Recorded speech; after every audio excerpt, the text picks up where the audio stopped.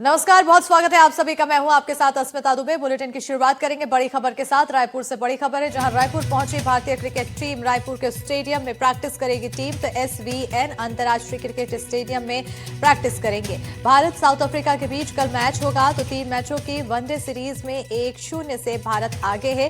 और ऐसे में अब प्रैक्टिस को लेकर तस्वीरें भी सामने आने लगी है, जब रायपुर पहुंच चुकी भारतीय टीम। बताते चले कि रायपुर में अब तक 2 इंटरनेशनल मैच हुए हैं और 21 जनवरी 2023 को भारत बनाम न्यूजीलैंड के बीच मुकाबला हुआ था। तो वहीं 1 दिसंबर 2024 को भारत बनाम ऑस्ट्रेलिया T20 मैच हुआ था। और एक बार फिर अब मैच को लेकर जो क्रिकेट प्रेमी है वो काफ़ी उत्साहित दिखाई दे रहे हैं। और जब टीम इंडिया यहां पर पहुंच रही है तो और भी ज़्यादा लोगों की भीड़ इकट्ठा हो चुकी है। आपको बताते चले कि आज टीम प्रैक्टिस करेगी, कल ये मैच होना है। स्टेडियम में एंट्री लेने के समय कुछ जो सामान होंगे वो प्रतिबंधित होंगे, जिसमें से कई तरह के रूल्स रखे गए हैं। तो फिलहाल हम आपको तस्वीरें दिखा रहे हैं, जहां पर भारतीय क्रिकेट टीम रायपुर पहुंच चुकी है। रायपुर के स्टेडियम में प्रैक्टिस करेगी टीम। तो एसवीएन अंतर्राष्ट्रीय क्रिकेट टीम स्टेडियम में ये प्रैक्टिस होती दिखाई देगी। भारत साउथ अफ्रीका के बीच कल मैच होगा। 3 मैचों की वनडे सीरीज में 1-0 से भारत आगे है। तस्वीरें आपको दिखा रहे हैं जहां भारतीय टीम पहुंची है। बताते चले कि रायपुर शहर से स्टेडियम के लिए रूट भी क्या होगा, ये भी अहम है जानना। तो आखिर रायपुर स्टेडियम से कैसे पहुंचा जा सकता है। यहां से चीचा स्टेडियम तिराहा से शुरू होगी। पहुंचने वाले दर्शक साईं अस्पताल पार्किंग में, सेंध तालाब पार्किंग में गाड़ी पार्क करेंगे। और इसके अलावा तेली बांधा थाना तिराहा NH 53 का इस्तेमाल यहां पहुंचने के लिए लोगों की तरफ से किया जाएगा। ये रूट तय है।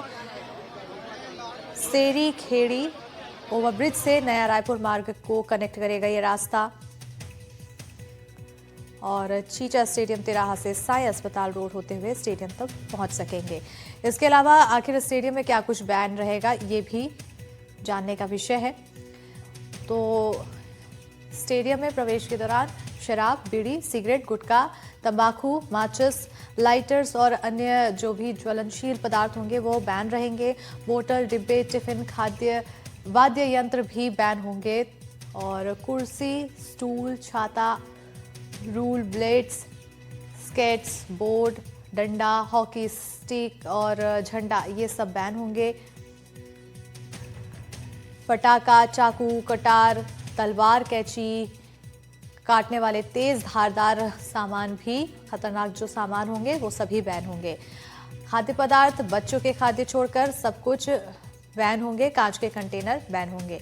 इसी पर ज्यादा जानकारी के साथ हमारे सहयोगी जुल्फिकार अली जुड़ चुके हैं। सीधा रुख करेंगे हमारे सहयोगी की ओर। जुल्फिकार, अब टीम इंडिया पहुंच चुकी है प्रैक्टिस के लिए, और टीम इंडिया के पहुंचने के साथ ही जो क्रिकेट फैंस हैं वो और भी ज्यादा उत्साहित हो चुके हैं कल के मैच के लिए। बिल्कुल उत्साहित बात को समझ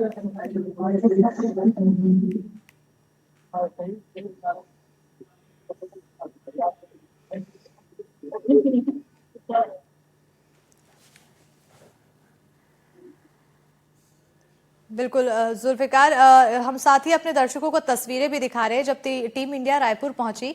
और तमाम खिलाड़ी यहां पर दिखाई दे रहे हैं। और जिनकी एक झलक पाने के लिए वहां पर जो लोग मौजूद थे वो बेताब थे। और ऐसे में इन तस्वीरों को सामने आने के बाद जो वहां के लोग हैं वो और भी ज़्यादा खुशी से झूम उठे हैं। अब उन्हें कल का इंतज़ार है, और इंतज़ार के तहत अब साथ ही तैयारियां भी लगातार जारी है। सहयोगी जुल्फिकार लगातार जुड़े हुए हैं। जुल्फिकार, क्या कुछ तैयारियां, टीम इंडिया की प्रैक्टिस और साथ ही साथ फैंस में आखिर कितने ज्यादा क्यूरियोसिटी है?